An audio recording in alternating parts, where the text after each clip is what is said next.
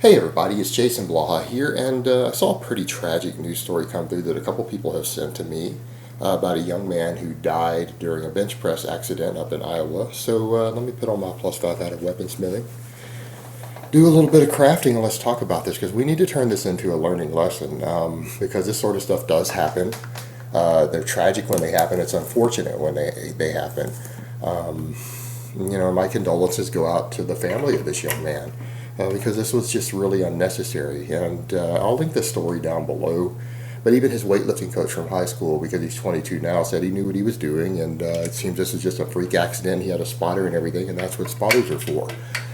And you know what, guys? We need to talk about that because you see a lot of unsafe practices out there. You see a lot of unsafe practices on YouTube, a lot of techniques that are dangerous on various exercises.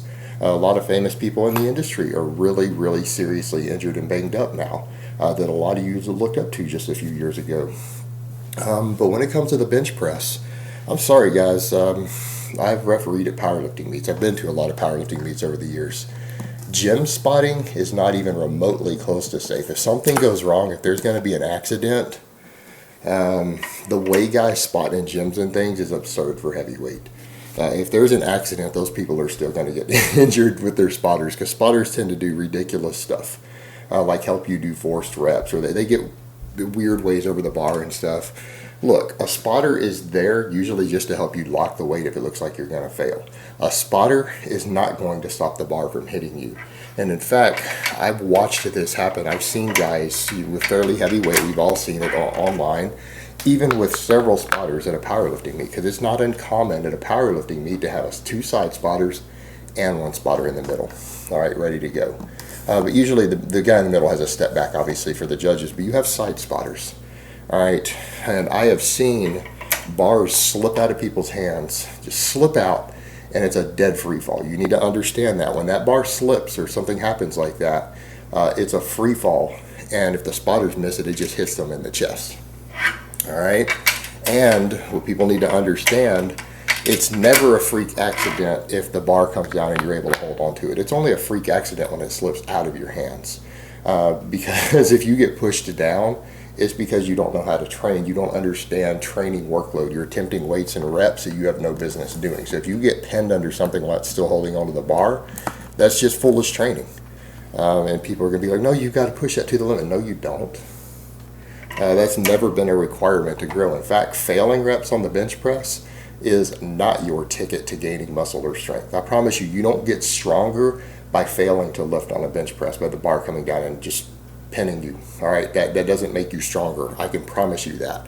What it does do is fatigue your peripheral nervous system, so you're going to have to add 2 or 3 extra days of recovery before you can bench heavy again. Again, that's not the best way to get strong. Having to take time away from the bench press because you fatigue your nervous system doesn't make you stronger. I can absolutely assure you of that. Being able to train makes you stronger.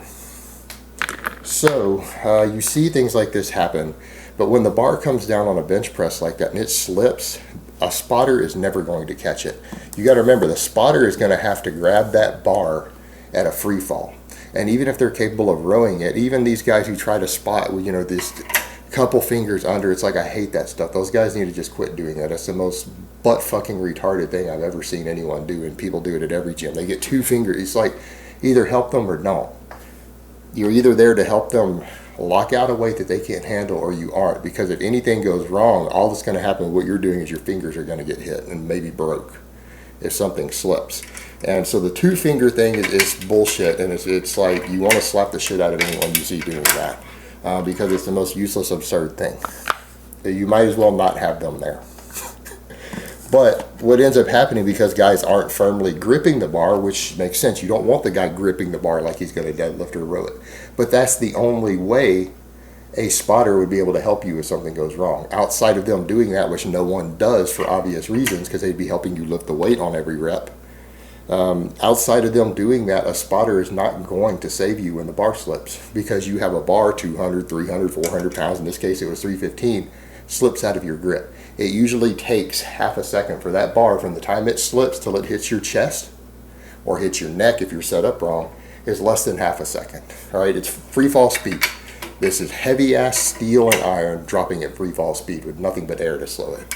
It happens real fast. So unless someone is already holding onto it, or you got side spotters with their hands under the plates already, and sometimes they get knocked out of the way, it's just dropping and it's going to hit you.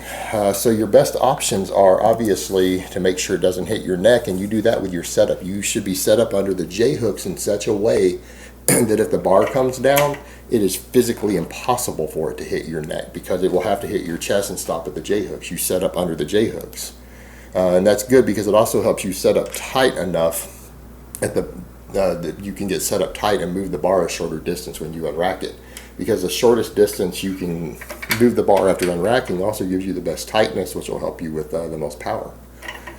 But you need to be set up in a way to where it can't hit your neck. Now, obviously, you could still get ribs broken and get internal injuries that could kill you no matter what.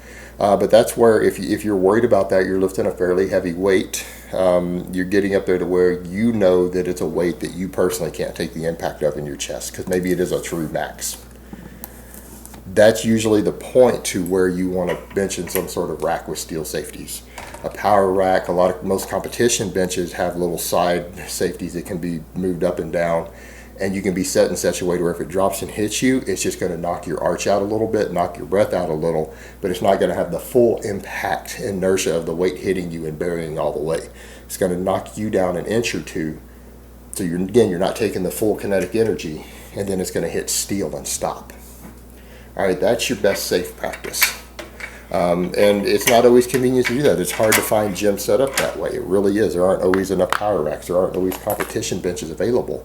But when you start messing with really heavy weight, it might be time to consider that. If you're going to start benching really heavy, you're going to start getting up there in weights that are going to be near real maxes and things, you need to start considering these things. Or you're going to need to recruit guys. You're going to want to use 3 spotters. Side spotters will oftentimes save your life. When an accident like this happens, a middle spotter, a single one by himself, is not going to be able to help you. He's going to be pretty much useless. He might as well not be there. Because people will say, well, he can keep it from rolling on your neck. Well, if you're set up right, it can't roll on your neck. So that's a non-factor. If you're in that position, you don't know how to bench press to begin with. But side spotters would help. So that's your only other option. You're going to have to use side spotters to minimize risk if you're going to start lifting really, really heavy. You're just going to have to recruit guys at the gym to help you with that. No way around it if you don't have the metal safeties in place. And if you can't set one of those 3 scenarios up, then you're going to need to avoid really heavy bench pressing.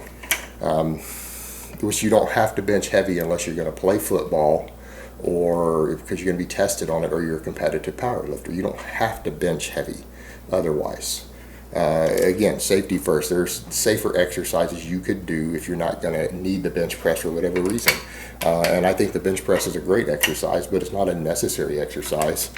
But you need to be able to perform it safely. And that's the scary thing. You know, we see so much unsafe practices on YouTube. We see so many people who are banged up and beat up. Let's name some people right now who, because they don't know how to train, they show bad practices, are all injured. Ronnie Coleman. Look at his back injuries, all right, and then watch the way he trains various exercises and tell me there's not a connection. Layne Norton, who everyone told for years and years that he was going to injure himself with his squat style and his training workloads. Messed up back, can't squat or deadlift now. Wright, injured numerous times. All right, there's a lot of these guys out there, and there's a lot more who are coming up in the future. I can give you one who we're going to see in the future. It's going to be Jeff Side. The way that he trains, with the terrible techniques and forms that he uses, Jeff Side will be injured and busted up next. So what people need to consider is that there's so much bad stuff being shown on YouTube these days that it's no surprise that we're seeing more and more injuries. And guys, you need to remember, weightlifting is there to improve your life. It's there to improve your fitness, improve your quality of life. And there's so much data showing that it can do so and does do so. That you've got to pay attention to the fact that that's what it's supposed to do, but it can hurt you also, and you need to be very careful with what you're doing. And I'm not telling people not to train hard, not to go to their limits. You guys watch me deadlift and stuff. But what I'm telling you is you need to pay attention to the safety aspects of these things, because I think there's nothing more tragic in this world than when someone is doing something to improve themselves and better themselves and feel better about themselves and doing something positive that it ends up permanently injuring them, crippling them, or killing them, like we saw here. That's about the most tragic thing I can think of, that when someone's actually doing something good and positive, that it results in tragedy. Because it should never be that way. And in a perfect world, obviously it wouldn't be. But we don't live in a perfect world. All right, guys, but that's really all I have to say on that today. I hope it's been informative, and I will talk to you guys next time.